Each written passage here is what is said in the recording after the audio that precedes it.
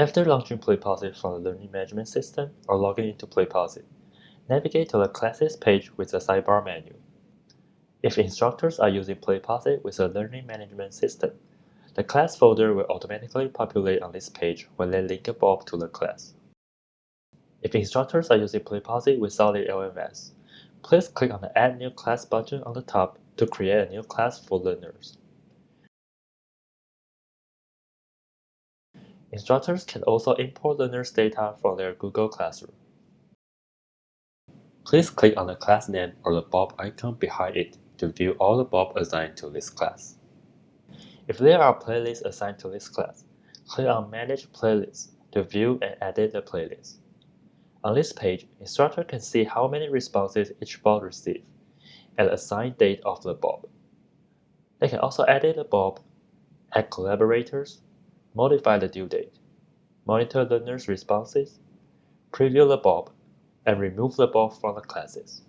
Please note that if this class is linked from the Learning Management System, instructor will need to change the due date or remove the Bob through the LMS. To view learner's grade, please click on the gradebook icon. Instructors can see the grades learner received from each Bob and click on the Bob's name on the top to go to the monitor page of the selected Bob. Please click on the back button on the browser to go back to the gradebook. To see a list of all the learners in the selected class, please click on the learner's icon behind the desired class. Instructor can find the learner's name, how many Bobs they have attempted, and how long they spent on taking Bobs. Also, if learners lost their password, instructor can provide them with their unique secondary password to let them reset their password. If instructors are not using the Learning Management System for this class, they can add learners to this class by sharing the class code or URL with learners or performing a learner roster upload.